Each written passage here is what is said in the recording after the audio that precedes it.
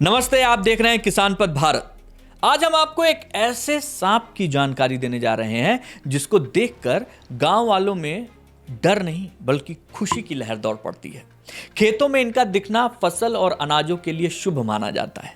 ग्रामीण इन्हें साक्षात देवी लक्ष्मी का रूप मानते हैं और खुद के घर में निकलने की मंशा रखते हैं। जी हाँ, सुनने में भले ही अटपटा है, तथ्यहीन है, लेकिन विशेषज्ञों ने भी किसानों के लिए इस सांप को वरदान से कम नहीं बताया है।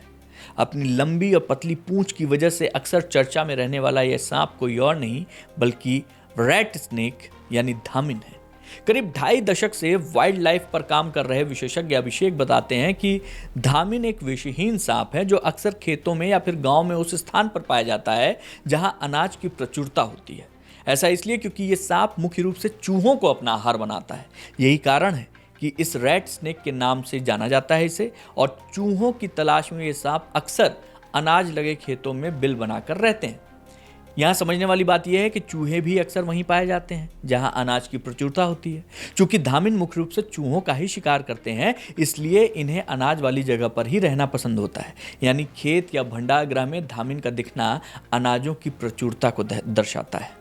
दूसरी बात यह कि यह सांप चूहों को खाकर उनकी आबादी को संतुलित करता है और फसलों को बर्बाद होने से बचाता है। ऐसे में यह सांप किसानों के लिए किसी वरदान से कम नहीं है। दुख की बात यह है कि ज़्यादातर लोग इसे विषैला समझकर देखते ही मारने की कोशिश करते हैं। ऐसे में निर्दोष होने के बावजूद इनकी बुरी तरीके से मौत होती रहती है। विशेषज्ञों की माने तो जो सर्प मित्र हैं उन लोगों के हिसाब से वो हमेशा इस बात की गुजारिश करते हैं कि वो धामिन देखकर घबराएं नहीं।